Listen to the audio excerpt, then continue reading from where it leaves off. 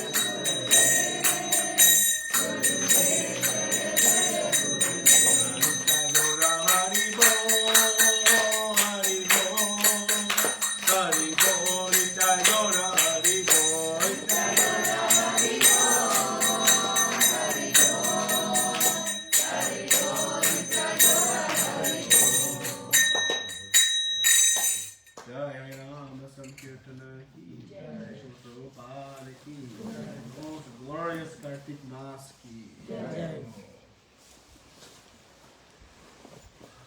Om Namo Bhagavate Vasudevaya.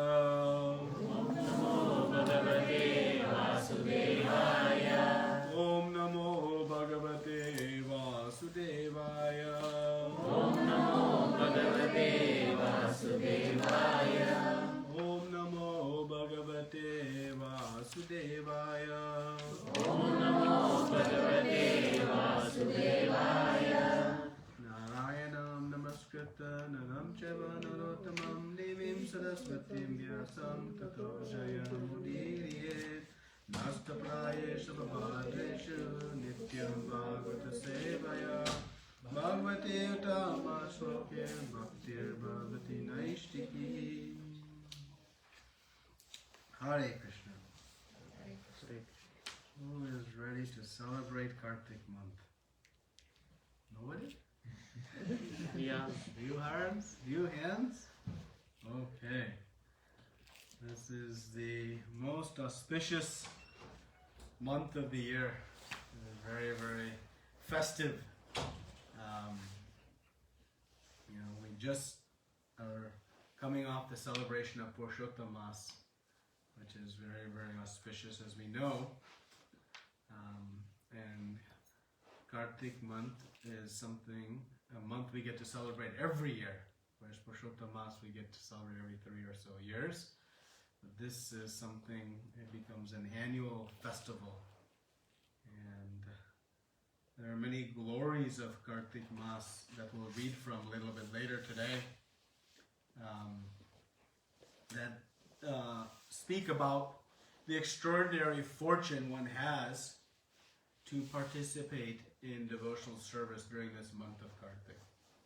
And when I read from some of the, particularly Skanda Purana, Hari Bhakti Vilas, and Padma Purana, some of the statements that are made, they are amazing and extraordinary, that speak to the glory and potency of Kartik month. So we are very fortunate by the mercy of Srila Prabhupada that we even know what Kartik month is. Many of us maybe even have grown up in India and haven't fully understood it. We know Diwali, we know some of the festivals, but the true glories of Kartik are far and wide and extraordinary. So the next 4 weeks or so we'll be discussing various pastimes and various topics all related to Kartik. So we'll have like a 4 or 5 week series of discussions on various topics. So this Kartik month is also known as Damodar month, and the worshipable deity of this month is Shri Radha Damodar. And this month is also known as the month of Srimati Radharani, because Krishna says in Bhagavad Gita, I am the month of Margashirsha, so which comes next. So always before Krishna always comes, we always say Radha Krishna, right? So her month immediately precedes. So this October-November time frame, this time we are starting a little bit late because of the Purushottam Mas, the extra month, Adhik Mas. So, but typically October-November time frame, and it starts on the Purnima day, and today is Purnima. So we're very, very fortunate. So we'll read today one verse from Srimad Bhagavatam, and then we'll discuss this pastime of Lord Damodar and how Srimati Radharani has bound her beloved Krishna. So all of you have heard this pastime mostly before, right? So nothing new to discuss, but we'll just continue to relish, because each time we hear and discuss, it gets sweeter and sweeter. It never pales. So I'll read from text 19 of chapter 9 of Canto 10. And the title of this chapter is Mother Yashoda Binds Lord Krishna. So Shukadeva Goswami has dedicated a whole chapter to this very sweet pastime. So this is chapter 9. So I'll just read the verse. Evam sandashita hi anga harina britya vashyata swavasha napi krishnena yasyedam sheshparam vashe. Translation and purport by His Divine Grace, A.C. Bhaktivedanta Swami Srila Prabhupada. Srila Prabhupada ki. O Maharaj Parikshit, this entire universe with its great exalted demigods, like Lord Shiva, Lord Brahma, and Lord Indra, is under the control of the Supreme Personality of Godhead. Yet the Supreme Lord has one transcendental attribute. He comes under the control of His devotees. This was now exhibited by Krishna in this pastime. So please repeat. O Maharaj Parikshit, this entire universe, with its great exalted demigods, like Lord Shiva, like Lord Shiva, Lord Brahma, Lord Brahma, and Lord Indra, Lord Indra, is under the control of is under the control of the Supreme Personality of Godhead. the Supreme Personality of Godhead. Yet the Supreme Lord Yet the Supreme Lord, has one transcendental attribute. one transcendental attribute. He comes under He comes under the control of his devotees. the control of his devotees. This was now exhibited This is exhibited by Krishna in this pastime. by Krishna in his past. Purport. The pastime of Krishna's is very difficult to understand, but devotees can understand it. It is said, therefore, Darshayam stad vidam loka atvano bhakta vashayatam. That's from Bhagavatam 10th canto, 11th chapter, 9th verse. The Lord displays the transcendental attributes of coming under the control of his devotees. As stated in Brahma Samhita 535, by one of his plenary portions as Paramatma, the Lord controls innumerable universes with all their demigods. Yet he agrees to be controlled by a devotee. In the Upanishads, it is said that the Supreme Personality of Godhead can run with more speed than the mind. But here we see that although Krishna wanted to avoid being arrested by his mother, he was finally defeated, and Mother Yashoda captured him. Lakshmi Sahasrasata Sambramanam Sevyamanam. Krishna is served by hundreds and thousands of goddesses of fortune. Nonetheless, he steals butter like one who is poverty-stricken. Yamaraj, the controller of all living entities, fears the order of Krishna. Yet Krishna is afraid of his mother's stick. These contradictions cannot be understood by one who is not a devotee. But a devotee can understand how powerful is unalloyed devotional service to Krishna. It is so powerful that Krishna can be controlled by an unalloyed devotee. This Britya Vashyata does not mean that he is under the control of the servant. Rather, he is under the control of the servant's pure love. In Bhagavad Gita 121, it is said that Krishna became the chariot driver of Arjuna. Arjuna ordered him, my dear Krishna, you have agreed to be my charioteer and to execute my orders. Place my chariot between the two armies of soldiers. Krishna immediately executed this order, and therefore one may argue that Krishna also is not independent, but this is one's ajnana, ignorance. Krishna is always fully independent. When he becomes subordinate to his devotees, this is a display of his Ananda Chinmaya Rasa, the humor of transcendental qualities that increase his transcendental pleasure. Everyone worships Krishna as the Supreme Personality of Godhead, and therefore he sometimes desires to be controlled by someone else. Such a controller can be no one else but a pure devotee.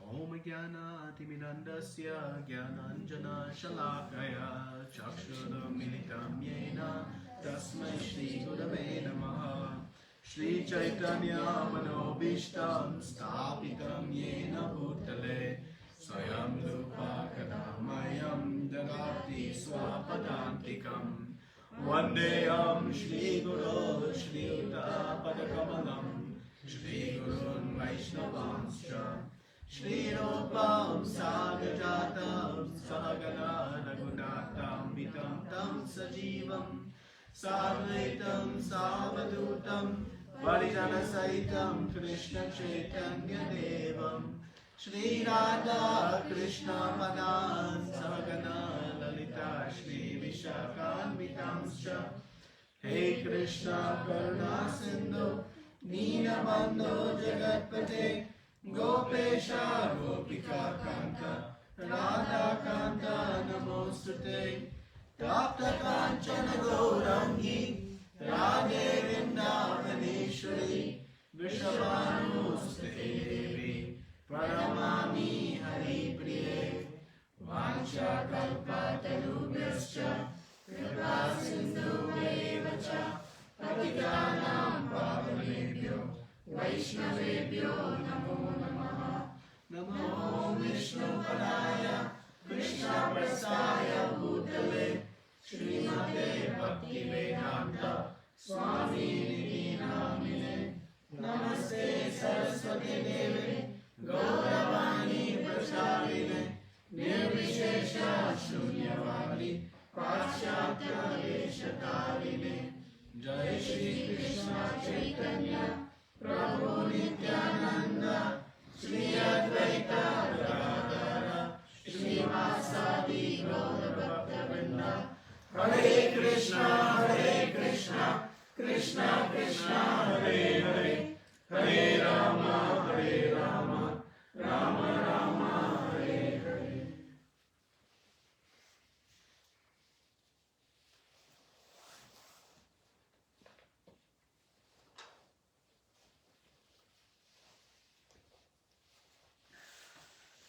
So, I'll just read the verse again. O Maharaj Parikshit, this entire universe, with its great exalted demigods like Lord Shiva, Lord Brahma, Lord Indra, is under the control of the Supreme Personality of Godhead. Yet the Supreme Lord has one transcendental attribute. He comes under the control of his devotees. This was now exhibited by Krishna in this pastime. So, this month of Kartik is very extraordinary, as I mentioned. So prolifically as it explained the glories of observing Kartik. And what we see is that Krishna performed many of his very sweet and intimate pastimes in Vrindavan during this month. So during this month, he performed many extraordinary pastimes. And we'll be celebrating many of them during this month. Of course, Mother Yashoda binding Lord Krishna is one of them. The celebration of Govardhan Puja, the inauguration of Govardhan Puja is another. The appearance of Radha Kund is another. The Rasa Lila is yet another. And many other very, very sweet pastimes of Krishna. So, Krishna, he possesses 4 unique qualities that no one else possesses. So the living entities up to Lord Brahma, they possess 50 qualities. And Lord Shiva possesses 5 more qualities, bringing to 55. And Lord Vishnu possesses another 5, bringing to how many qualities? 60. All right. We don't need calculators yet. Krishna possesses 64 qualities. So he possesses certainly all the ones that the living entities have, plus the 5 additional from Lord Shiva, plus the 5 additional from Lord Vishnu. And these 4 qualities that are unique to Krishna are, one, his Venu Madhurya. He possesses a transcendental flute that makes sound, music, that is so captivating that nobody can resist it. That is one of his qualities. He has his Rupa Madhurya, this form, that is beauty beyond compare. His beauty, Krishna's beauty, is beyond compare. He has the most attractive form. Then he has the very special and sweet and powerful relationships with his devotees. So he maintains very amazing relationships with his devotees. So that is one of his motives. And the 4th is his Leela Madhurya, his pastime qualities. So Krishna performs certain pastimes that are extraordinary and beyond compare. And we see many, many pastimes, but the pastimes of Krishna and how he interacts with his devotees are very, very unique. And so this pastime here of Mother Yashoda binding Lord Krishna is an exhibition of one of his pastimes that show his extraordinary qualities and potencies of these pastimes. So Prabhupada has explained in the purport that there are seemingly contradictions in this pastime. Right? So we're going to discuss those and understand how they are not contradictions, but they show the power of bhakti and the supremacy of bhakti over all other paths of devotion. So much so that, as Shukadeva Goswami said in his verse, Lord Krishna is the supreme controller. So much so that not even a blade of grass can move in the wind without the sanction of Krishna. That much control he has. Every minute detail is under his control. Eternally. So he is by far the supreme controller. Even the great Lord Shiva, Lord Brahma, and Lord Indra are under the control of Krishna. That's why Lord Brahma said, Ishvara Parama Krishna. Ishvara means controller.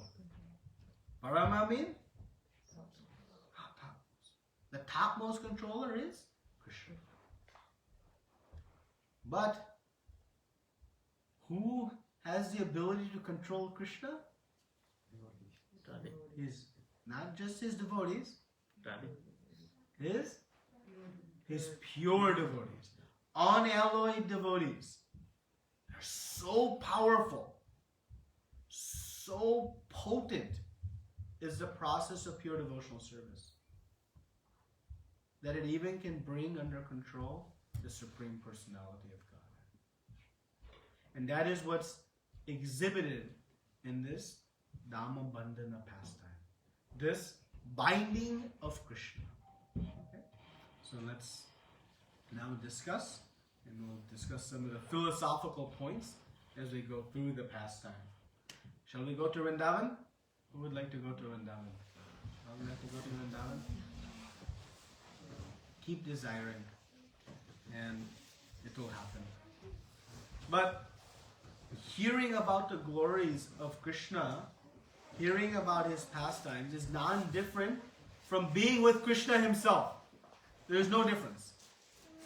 Because Krishna's names, form, quality, and pastimes are all equally potent. So by just discussing this pastime, we'll be going to Sri Vrindavan Dham. So Sri Vrindavan Dham, you can imagine the most beautiful of places you have ever seen in your life. And just think, this was the most beautiful place I've seen. And if you multiply that many, many millions of times, then we'll get just a glimpse, a fraction of the beauty of Sri Vrindavan Dham. In Vrindavan, the air is so sweet. It is filled with scents from the beautiful flowers that are strewn throughout the Vrindavan. The air is filled with the sounds of beautiful birds chirping, bees buzzing. The water in the rivers are pure, crystal clear. The walking paths are full of beautiful sights to see. No weeds, no thorns, nothing to hurt the feet. The weather is just perfect. The sun, the clouds, everything is situated so nicely. There is beauty beyond compare. And this is Vrindavan. And within Vrindavan, the great Nanda Maharaj has his palace, his home. And so this pastime is taking place inside the home of Nanda Maharaj. And one day, in the beginning of this chapter, Shukadeva Goswami says, Ekada, meaning one day, one particular day, Mother Yashoda desired to churn the milk into yogurt, into butter. And which day this was? This was on the day of Diwali. The day before Govardhan Puja. Now, of course, Govardhan Puja has not yet been inaugurated at the time of this pastime takes place in Gokul. So Krishna stayed in Gokul for 3 years and 4 months. So before he turned 3, we can understand, or 3 years, 4 months, this pastime took place. And this was on the day of Diwali. Particularly on the day of Diwali, because all of the maidservants on this day had gone out to prepare for what was being done at that time, the next day of Indra Puja. So Mother Yashoda desired that she would churn some yogurt into butter. She had few reasons why. One, she said that, I should personally churn the butter for my beloved Krishna. I should not let anyone else do this. It should be done by me. I want to do this. The second reason, Krishna was always doing one mischievous pastime to all the other gopis. What was he doing? Stealing butter. So Mother Yashoda say, why my child is going out and stealing butter? I will make the best, sweetest, smoothest butter for my beloved Krishna. So much so, he'll never go and steal butter anywhere else. And then she thought, if I make this butter, I will offer to Lord Narayan and thus bring blessings to my Krishna. Now that in and of itself gives us some clue as to the relationship. So this morning, she got up early and she began to churn the yogurt.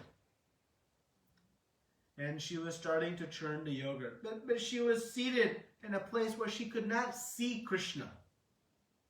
So because she could not see Krishna, she was feeling separation. This is the mood of a devotee. A devotee cannot be separated from Krishna in as much as you and I cannot be separated from oxygen without feeling distress. If we are separated from oxygen for a few seconds, how do we feel? Distress? Like that. When a devotee is separated from Krishna for even a few moments, it is like that for the materialist. So Mother Yashoda, feeling separation from Krishna while she was churning, she began to sing all the glorious pastimes of Krishna. And she would sing about how Krishna had killed Putana and how he had, dragging onto the tail of the calves in the courtyard of Nanda Maharaj, was covering himself in Vrindavan dust, and all the very sweet pastimes. And she was singing these pastimes, recollecting the wonderful glories of Krishna. As we mentioned, there's no difference between the names of Krishna and Krishna himself. So she was feeling fully satisfied, as if she was with her Krishna. And as she was churning the butter, or the yogurt into butter, the ankle bells on her feet were making these beautiful sounds. And her earrings were tingling. And the bells on her waist belt and her bangles were all making the sounds of the perfect sounds of like the kartals. Ching, ching, ching, ching, ching, as she was singing these glories. And as she's churning the yogurt, the rod, as it's hitting the pot, is making a sound just like a mridanga. An expert mridanga was being played. So she had all the wonderful musical accompaniments as she is singing. And this is the mood of a devotee. She was using her mouth to glorify Krishna, her ears to hear, her whole form to serve by making butter for him. A devotee uses everything they have in the service of Krishna. So as Mother Yashoda is singing about Krishna, of course, whenever a devotee calls out to Krishna, who comes? Huh? Krishna. Yeah. Krishna comes. When we chant Hare Krishna, Krishna Krishna, Hare Hare, Hare Ram, Hare Ram, Ram Ram, Hare Hare, Radha and Krishna are dancing on our tongue. They are appearing on our tongue and dancing to the vibrations. No difference. But here, Krishna is sleeping in the other room. And so, of course, Krishna was going to awaken. But when Krishna awoke, he awoke a little bit earlier than he normally does. Mother Yashoda was thinking, I better finish the churning of the yogurt, because once Krishna wakes up, nothing will happen. As any child, mother knows, right? They try to get some of the major housework done before child wakes up. So she knows Krishna would disturb this process. So she was trying to get done before. But Krishna woke up early. And as soon as he opened his eyes, he said, where's Maya Yashoda? Every day when Krishna would wake up, Mother Yashoda would be right at the edge of his bed. And she would be stroking his hair, massaging his leg, just waiting for him to awaken. She didn't want to miss one moment of his Leela. And so every morning, Krishna would awake and Mother Yashoda would be right here. So now you can imagine, he awoke and where is Mother Yashoda? And then he hears her singing. And said, how? She has gone on to do housework and has left me? Abandoned me? So he stretches like this. And he kicks his feet over the side of the bed. He's a young baby. And he falls onto the ground and he begins to walk. And he's walking in a little bit of a waddle. And he goes straight to Mother Yashoda. And he grabs hold of the churning rod and stops the rod. And he jumps onto the lap of Mother Yashoda. Now Krishna wanted to grab this churning rod. A couple of reasons. One, and these are all commentaries from our acharyas, specifically Jiva Goswami, Vishnu Chakravarti Thakur, and in Srimad Bhagavatam, this discussion is given, the meaning of all of these activities. So when he grabbed the churning rod, he wanted to show to his mother, I have now grown up. Mothers are always very proud when child does something new, something. So to increase the attraction between Mother Yashoda and Krishna, he thought, let me show something new. And so for the first time, he grabbed this churning rod. It was quite a big, and stopped her work. And Krishna becomes proud. Oh, I have stopped mother's work. Yes. And so his smile grew. And when his smile grew, his cheeks became so round. And Mother Yashoda became completely captivated. And so Krishna jumps in the lap of Mother Yashoda and begins to drink milk. Now Krishna said, I am hungry. When he was running from the room, he says, Maya, I'm hungry. Now how Krishna can be hungry? He is Atma Rama, self-satisfied. He is the controller of everything. He has unlimited facilities. He has no mechanical body. Not like us, when we get hungry, the stomach growl. He is all spirit. It's eternal. He was not hungry for milk. He was hungry for Mother Yashoda's love. He was so anxious and eager always to enjoy the loving relationship with Mother Yashoda. That is Krishna's real hunger. He wants to enjoy with all of his devotees. Never ending. So Krishna is taking milk from Mother Yashoda. And Mother Yashoda is giving milk to Krishna. And a very sweet transcendental competition ensues.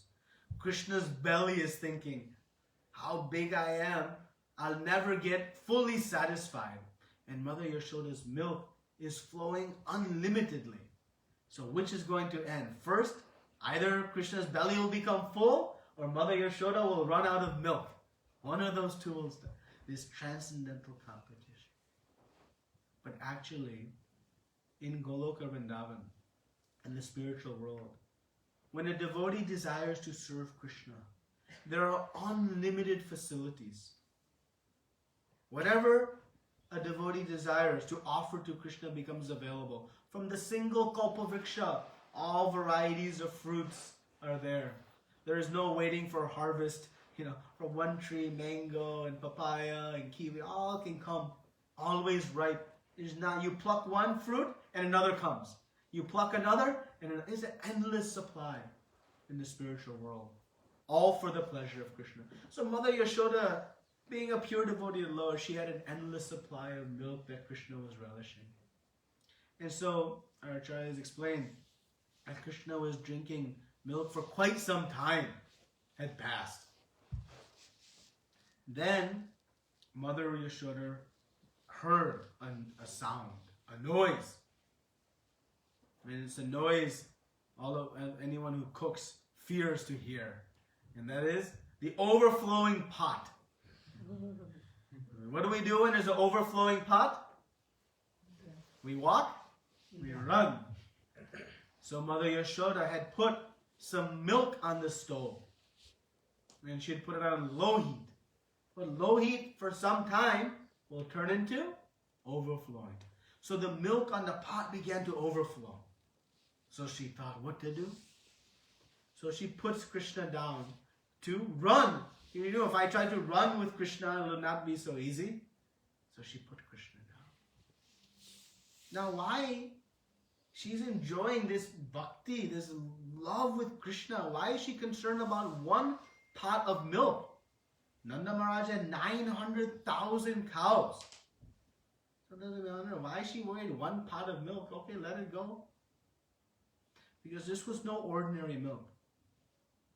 Maya Yashoda was so specific in her service that she would take of all the 900,000 cows, a handful of the very best cows, and she would feed them very rich, fragrant grass.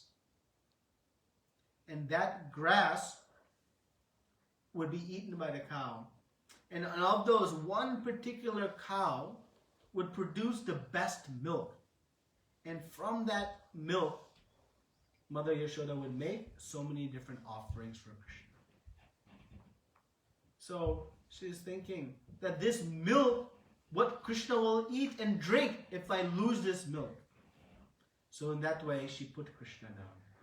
And she went to attend to the milk. Now, why was the milk overflowing? Because of heat. Right? We put the heat on. We don't attend to it. What happens? But that's not why it is. In the spiritual world, everything is animate, meaning everything has a personality. So the milk was also animate. And the milk is seeing and observing that Mother Yashoda is feeding Krishna with so much love that Krishna will be fully satisfied by Mother Yashoda's milk. And so the milk was feeling, Krishna will never, Mother Yashoda's milk will be not used. If I cannot be used in service of Krishna, better I end my life. And so the milk was jumping out of the pot into the fire. In the spiritual world, as I mentioned, everything was animate. Prabhupada told this pastime. When Mother Yashoda would cook rice, she would put rice in a pot and boil it. And how do we know if the rice is ready? Pick one and press, right? Simple. How Mother Yashoda knew when the rice was ready?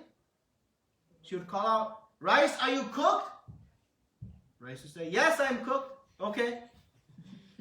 Serious? Because rice is animate. Personality. So the milk, feeling this, began to jump out of the pot into the fire. But as soon as Mother Yashoda reached the stove, the milk stopped overflowing. Why? Did she turn off the heat?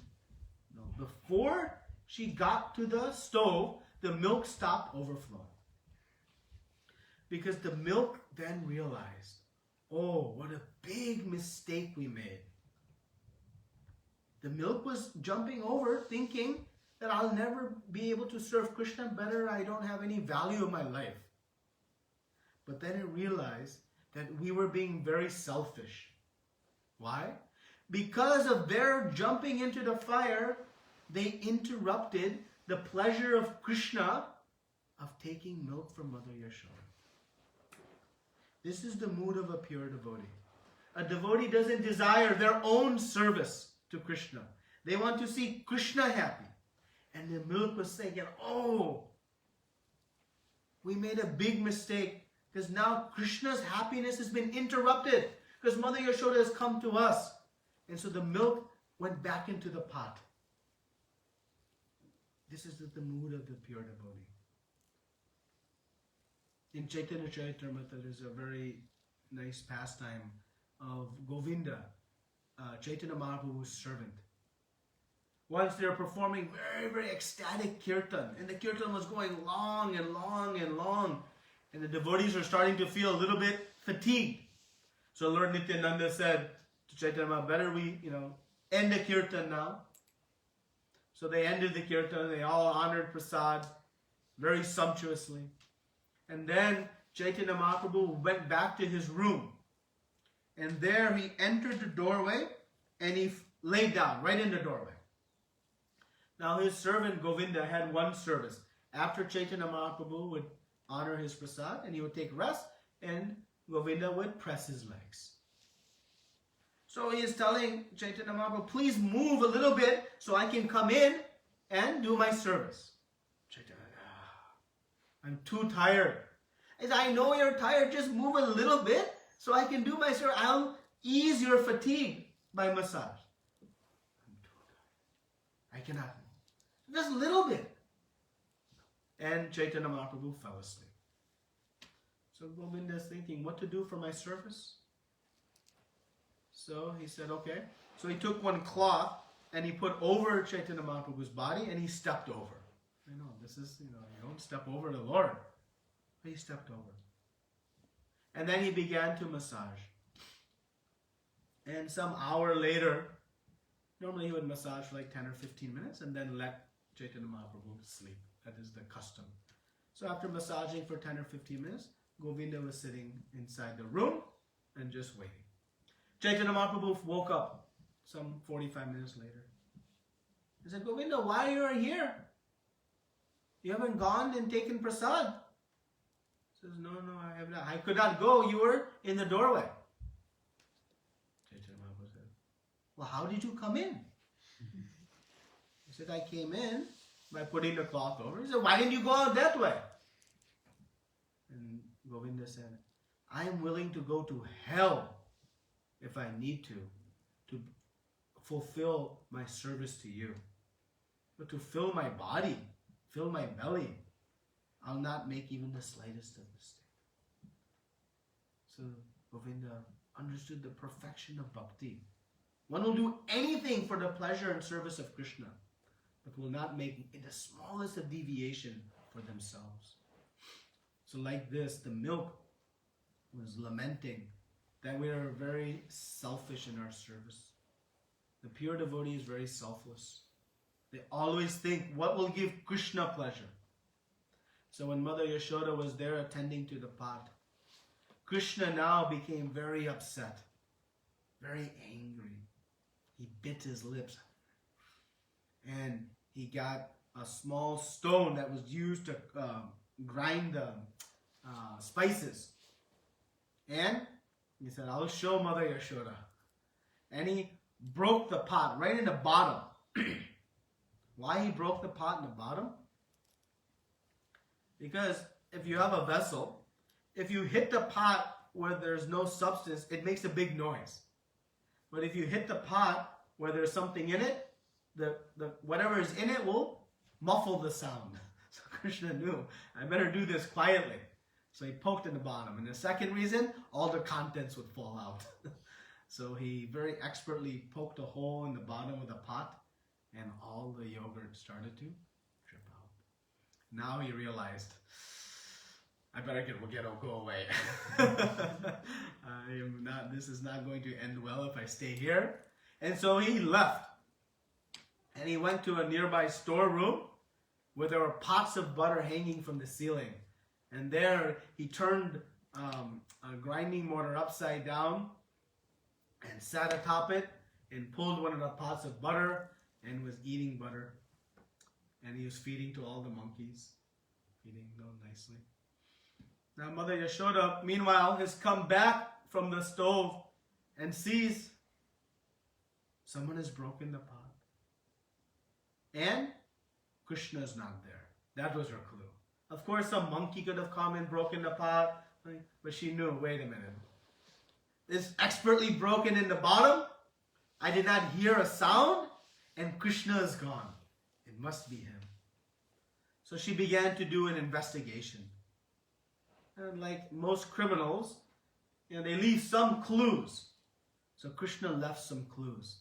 Unfortunately, when he left the scene, he stepped in some of the yogurt. And so what he did, he left footprints all the way leading to the storeroom. So Mother Yashoda sees, I know where you went. So she, with a smile, started to go. And she was going very quietly. Why quietly? Because she knew. Any thief, they have good ears and eyes, right? Making sure nobody is coming. So she knew Krishna would be on the lookout. And so she very quietly went to the storeroom, opened the door, and what did she see? Krishna eating butter and feeding all the monkeys. So Krishna notices the monkeys started to go away, scatter. What happened? And he sees Mother Yashoda. Now Mother Yashoda is very upset. And she's carrying a stick. And Krishna said, whoa, this is some new Lila. I've never seen Mother Yashoda with a stick. This must be a new level of mischief I have done today. Better I get out of here. So like any good thief, they have an escape route. And so Krishna ran out of the room. And with great intelligence, he thought, if I go towards the courtyard in the main gate by the road, Mother Yashoda won't beat me in public. If I'm inside the house, who knows what will happen. So he starts to run to the main gate, towards the main gate. Now Mother Yashoda starts to run after Krishna. And we see from this verse, from the Shri Upanishad, how fast is Krishna? Faster than the mind. If we say, I'm in Vrindavan, we're in Vrindavan. No going to airport, 15-hour flight, 4-hour taxi. No, instant. That's how fast the mind is. Wherever we think we're there. Krishna is faster than the mind. So is there any hope of Mother Yashoda catching him? Yes. Absolutely. Because who is the controller of Krishna? His pure devotee. So Mother Yashoda is running after Krishna. Krishna is running and getting away. And on Mother Yashoda's head and her hair were these beautiful malati flowers. And these malati flowers are perplexed. Everything is animate. Who is this Mother Yashoda? Krishna is running away from her? How exalted Mother Yashoda must be that Krishna is running from her. What are we doing on our head? We should be at her feet. And so they began to fall from her hair and fall at her feet. It looked as though she was running and they were falling, but that's not why they were falling. The flowers thought, let me go. So Mother Yashoda is running after Krishna. Krishna is running and getting away and getting away. And at one moment, he looks back to see where she is and boom! Caught. Mother Yashoda caught his right hand. So right hand, Mother Yashoda has caught. She has stick in hand. Now Krishna has left hand free. And he looks at Mother Yashoda and says, oh boy, this is it. So he begins to cry and cry. Now every time Krishna cries, Mother Yashoda would do one thing. She would take her sari and wipe the tears of Krishna. But this time she's not wiping. She's just angry at Krishna. And so Krishna is looking and saying, oh boy. So he begins to rub his eyes, trying to make more tears, thinking maybe some compassion is needed. And so she's making more tears. But Mother Yashoda is showing this mood. So finally, Krishna relents. Now, our Acharya's comment we see in this purport, Prabhupada is commenting. Krishna himself is the Supreme Personality of Godhead. Yamaraj is fearful of Krishna. The personification of fear is fearful of Krishna.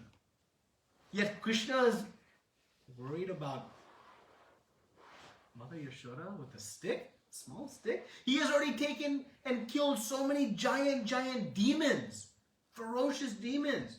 Putana, Tarnarvata, all Agatas, Shakatasura, so many demons. By this point, he has killed. Yet he is afraid of Mother Yashoda. This is the transcendental relationship between Krishna and his devotees. His fear was simply to give more rasa, enjoyment to this Leela. More experience. But actually he was feeling this in the core of his heart to enthuse the relationship between him and Mother Yashoda. So now Mother Yashoda is getting very, but she realizes Krishna is starting to shake. He is trembling. I don't want to create so much. So she puts the stick away. Now our acharyas give many comments on just this little discussion, which are very sweet. I'll share a few different angles. So one storyline, Mother Yashoda asks Krishna, what happened? He says, I didn't do it. I am innocent. I didn't do it. And she says, no, you are the king of thieves. You know, when she was chasing Krishna, she was saying, you are a monkey lover, and this and that. And Krishna responds, you think I'm a monkey? Then I'll go to the forest. And like this, there was this, exchange as they were running and chasing. So then Mother Yashoda asked Krishna, what happened? Who broke the pot of butter? He says, whoever is the creator of that stick, he is the breaker of the pot. And Mother said, well then who was feeding the monkeys? Whoever is the creator of the monkeys is feeding the monkeys. And like this, Mother Yashoda says, stop your clever words. You are a thief. You are coming in a lineage of thieves. And like this, they're having a very sweet exchange. She is smiling, of course, exhibiting this mood. And she says, come clean, set aside your pride. What happened? He says, Maya Yashoda, when you went to run to get the milk, your ankle bell hit the pot and it broke. What happened? Then, inspired by the Lord, some monkeys came in the window. I heard the noise. I went into the room and I caught the pot that fell from the ceiling. But then I saw you, I thought, and I ran. That's what happened, Mother Yashoda. And Mother Yashoda did not buy it. Yes. Enough of your word jugglery, your clever excuses. And finally, Krishna relents. So now she is thinking what to do. So imagine this. Krishna, the Supreme Personality of Godhead, is awaiting judgment from his mother.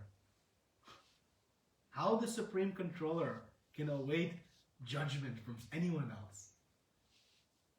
Only from his pure devotee. So Krishna is waiting what Maya is going to do. Is she going to beat me? Is she going to bind me? Is she going to let me go play? What is she going to do? Just surrender to the will of Mother Yashoda. Krishna says, Sarva Dharmam Parityaja Mam Ekam Sharanam Vraja. He says, you surrender unto me only. Abandon everything else. But Krishna is also surrendering to his pure devotee. And this is a great illustration of that. So he's waiting there and decides what Mother Yashoda is going to do. So Mother Yashoda decides that she is going to bind Krishna. Two principal reasons. One, she feels, I have to train this young boy to be a gentleman. If I don't give him some punishment, he'll never learn good habits, good morals. This is Purushottama, the Supreme Person. But she is seeing as Krishna, not the Supreme Lord. This is the wonderful relationship that he's. So she thinks, I have to give him some punishment in order to train him up on right from wrong. Sometimes mother has to scold the child without, enjoying it, but out of duty. The second reason, out of fear. Because Mother Yashoda heard Krishna say, I'm going to run to the forest. If I leave him unattended, he may run to the forest. So she thought, let me bind Krishna to this grinding mortar. I'll bind him. And that way he cannot run and I can go attend to all of my duties. So she decided to get some ropes and bind Krishna. Now at this time, some of the neighboring gopis were hearing this commotion and they came to the gate and they see, now they very sarcastically say, oh Maya Yashoda, has Krishna done something? Why they said like that? Because every time the gopis would complain, your Krishna came into our house and stole our butter. Maya Yashoda would say, why he would go to your house? I have so much butter here. Don't talk about my son this way. He is innocent and cute. Look, he's just sitting here. So the gopis were always being fooled by Krishna. Every time they would complain. I think I told this story last time. Anyway, we'll tell again. One time Krishna was enjoying in the house, stealing the butter with the friends. And then Gopi came back and saw Krishna. She said, this time I got him. And she grabbed his hand tight and said, I got him. And so she took his hand and was taking him to Mother Yashoda and dragging. And she reached Mother Yashoda's house, knocked on the door, said, this time I got him red-handed. And Mother Yashoda opens the door and says, see, here is the thief. And Mother Yashoda says, why are you bringing your son to me? And we, it was her own child was there. And Mother Yashoda opens the door a little bit more, and Krishna is sitting inside, eating butter. And she's like, how did this happen? And she becomes bewildered. And Gopi leaves, and she takes her son and puts on her shoulder. And she's walking back to her house, and then, tuk tuk, child looks up, and she looks up, and who's on her shoulder? Krishna. He said, what? And she puts down and says, today I have become your son. I have fulfilled your desire. So like this, Krishna was always teasing the elderly gopis, giving them much happiness. But, so the gopis came and said, Krishna did something, and Mother Yashoda found them. So they were enjoying Mother Yashoda and getting, a little bit frustrated by this activity. So they're telling, what are you going to do? I'm going to tie Krishna. Oh yeah? So Mother Yashoda gets one rope from the churning rod. She got that rope. Now Krishna's 3 years old, 2 years old, something like that. Very small, maybe his waist this big. So how much rope you would need? 5 feet, 4 feet of rope? Right? So she goes and tries to tie, but it's just 2 inches short. Okay? So she goes and gets some more rope. Ties it onto the end of the rope. Now makes it double the length. Certainly more than enough. Brings it around. It's 2 inches short. So she gets more rope. And more rope. And keeps tying on the end and making the rope double, triple, so many. How much rope they have? Nanda Maharaj has 900,000 cows. You need rope to tie each cow. How much rope they must have in the house? It was just too short. Now, Krishna, we know, he is the abode of the entire universe. To put a rope around something, it has to have a defined perimeter, right? But what is the perimeter of the unlimited universe? So how you can bring a rope around the belly of Krishna? This is inconceivable. Just like when Mother Yashoda peered into the mouth of Krishna, she saw the whole universe. That is not an imagery. Actually, the universe was within the mouth of Krishna. So when she was trying to tie the belly, the ropes were short. But she was not going to be deterred. She remained determined. She was beginning to perspire and become very tired. And she's tying more and more rope, and all the gopis are just watching and enjoying.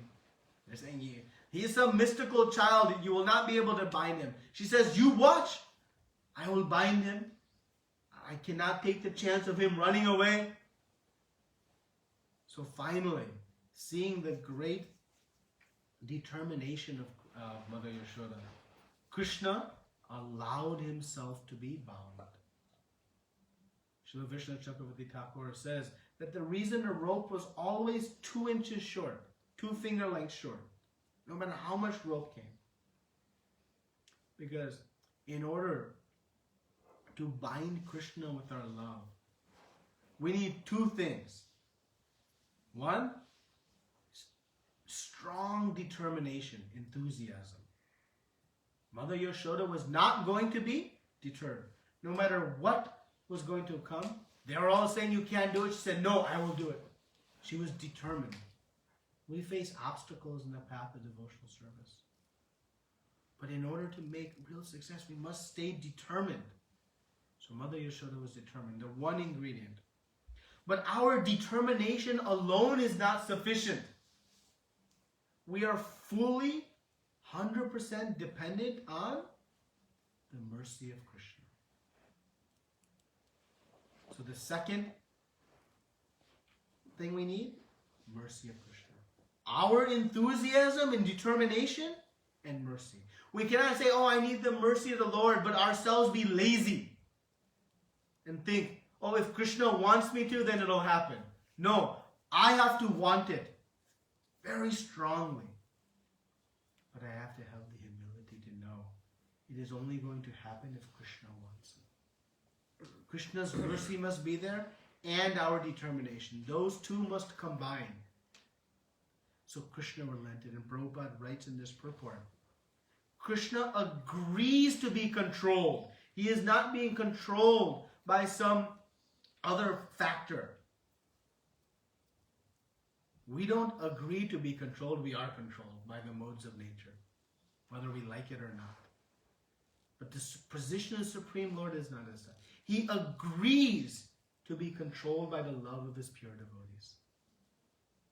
And so it's always still going to be based on his mercy.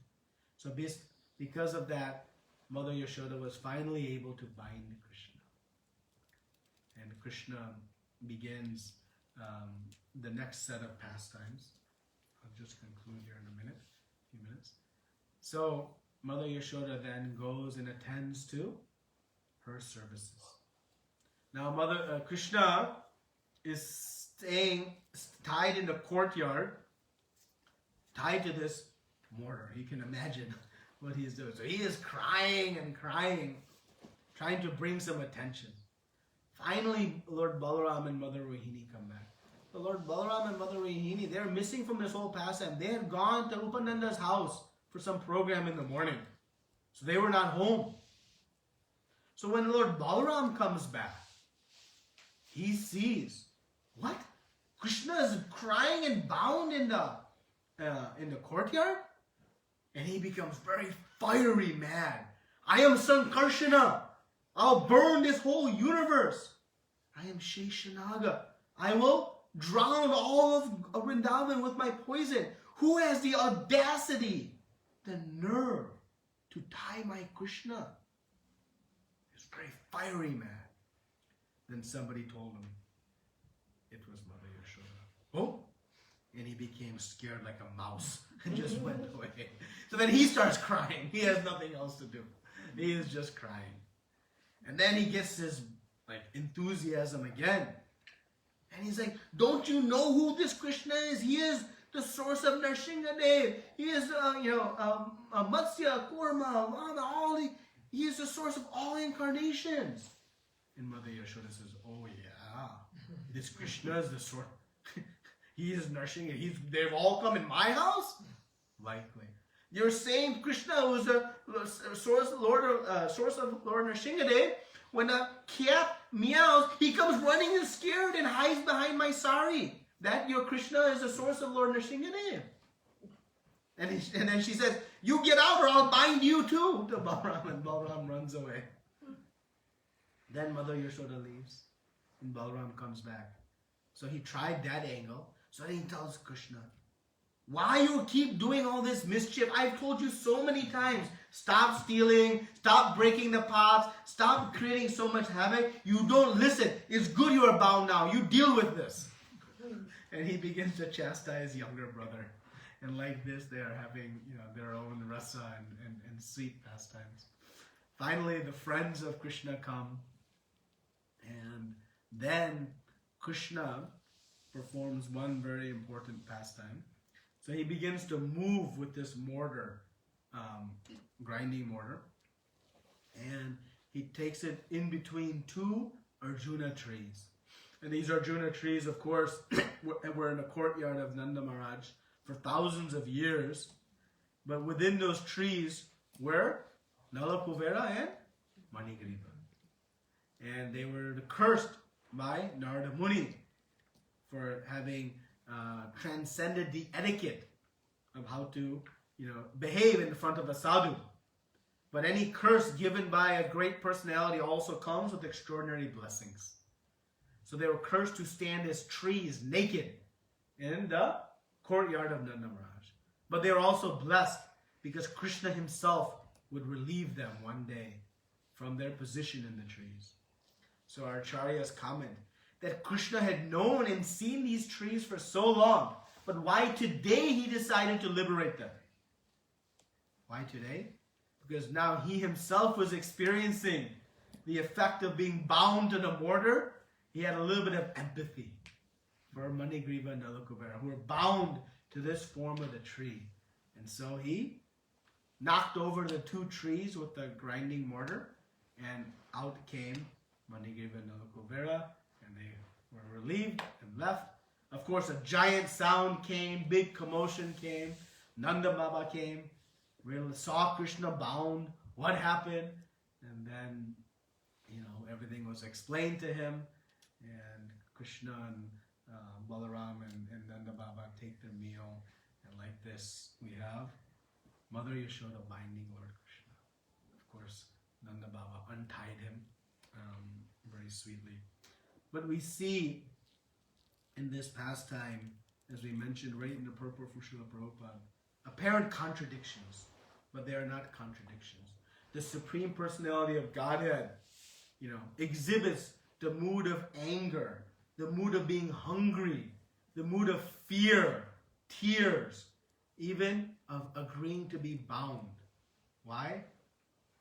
Only in reciprocation with the love of his pure devotees. To give his pure devotees more happiness, more enjoyment, to really give Mother Yashoda the rasa of parental experience. How she could parent Krishna if she knew he was the Supreme Personality of Godhead. Could she chase him with a stick? She would just offer obeisances.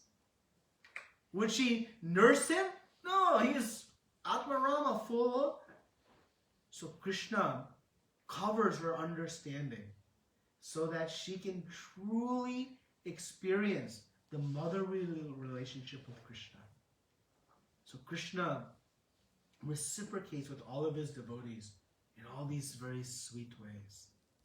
And even to his own experience, when he is experiencing these emotions, either fear or they're real, and they only give more juice to the story, to the experience.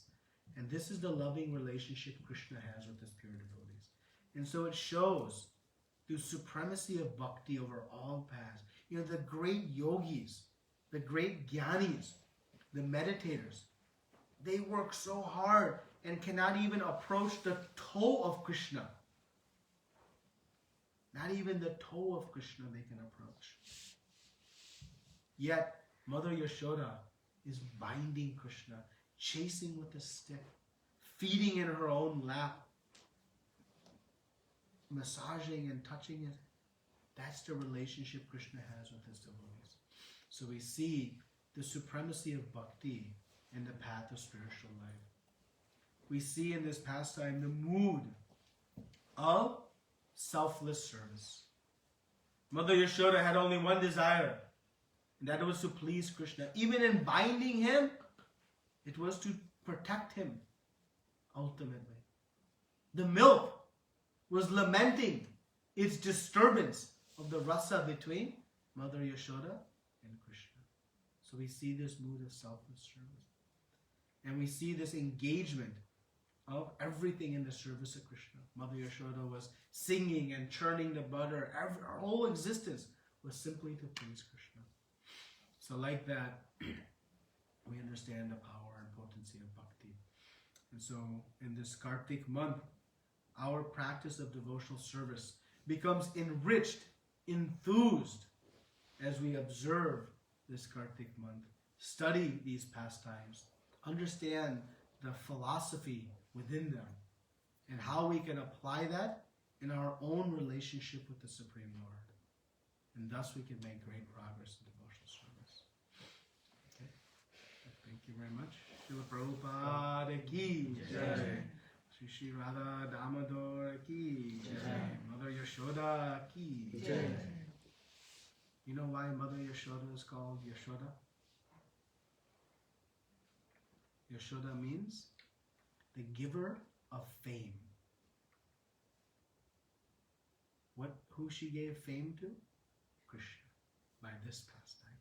Krishna became famous in some sense. Of course, Krishna is the source of all fame, but she is called Yashoda for the purpose that she gave great fame to Krishna by this pastime. Okay? So, we'll read now and discuss a little bit about the glories of Kartik. Just a few minutes, and then we'll have some discussion. Anyone has any questions or comments? So, I just wanted to read some quotes to give us some inspiration to take this process of observing Kartik very seriously and enthusiastically. So, the foremost activities throughout the month of Kartik are 1. Japa, chanting the holy names of the Lord. 2. Worshipping Krishna by offering ghee lamps, flowers, incense, food. 3. Practicing brahmachari, celibacy. 4. Worshipping Tulasi Devi. 5. Giving in charity. And 6. Performing austerities. So these are some ways in which we can practice. So in the Hari Bhakti Vilas, it says, in the month of Kartik, one should daily worship Lord Damodar and sing Damodar Astaka, the 8 prayers of Lord Damodar, which pleases Lord Damodar, written by the sage named Satyavrata. So we should recite Damodar Astakam daily. This is from the Skanda Purana. Specifically in the month of Damodar, Kartik, one should daily worship Lord Damodar and take bath early in the morning, give charity, and follow a fasting vow. That is the duty of Vaishnavas. This is from the Padma Purana. Among all 12 months, the month of Kartik is dear to Lord Krishna. If somebody performs a little worship of Sri Hari in this month, he offers that devotee his own abode. This statement is true. If someone performs a little worship of Sri Hari in this month, Krishna gives his own abode. And then, if we're not sure this is true, this statement is true. Skanda Purana. Whatever one usually eats, if he gives up some of the ingredients of it in the month of Kartik, then he achieves the same auspicious form as Lord Sri Krishna, undoubtedly.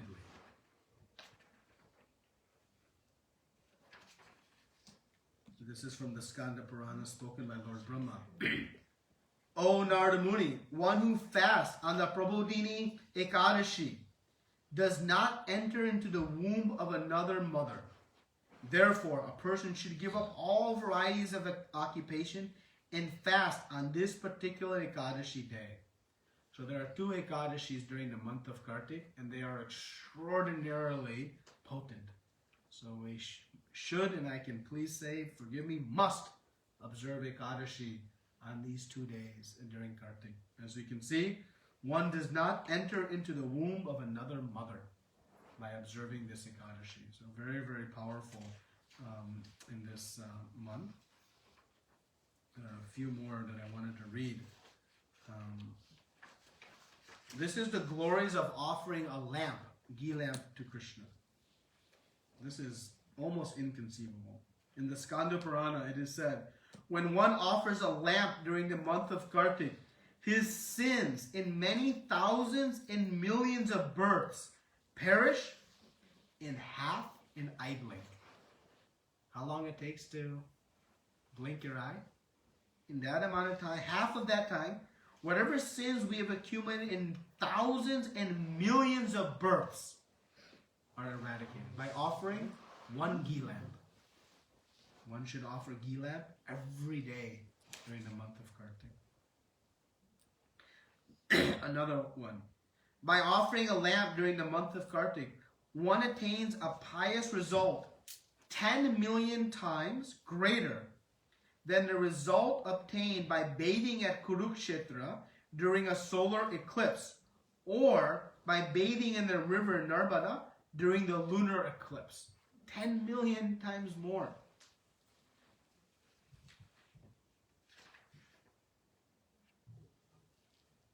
This is a good one.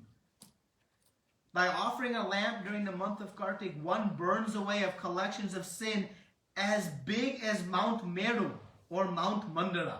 Of this, there is no doubt. So, there are many great potencies of Kartik. Some recommendations on how to follow Kartik. Rising early during Brahma Muhurta and chanting japa is very powerful. Reading Srimad Bhagavatam, especially some of the pastimes in Vrindavan, in association of devotees if possible. By regular reading Srimad Bhagavatam during Kartik, one gets the benefit of reading all 18 Puranas. So very, very powerful. So many of you, I think most of you have Srimad Bhagavatam. Please read during this month of Kartik. It's very, very powerful. Continuously chant japa, doing extra rounds and more kirtan with family, maintaining celibacy, giving up a favorite food item for the entire month, salt, sweets, something, different things you can do. Of course, daily singing of Damodar Astakam and offering a ghee lamp. So these are some different ways in which we can observe. Main thing is we should minimize any material activities during this month, leaving more time for increased spiritual activities. And the result is, quite extraordinary and powerful. And this is a month to really supercharge our devotional service. And so we pray we all can have faith in the glories of the month of Kartik and relish its pastimes and experience the bliss by taking on some of these additional activities of spiritual life. So, okay, so before we recite Damodar Astakam and we'll go through some vows, any questions or comments from today's discussion?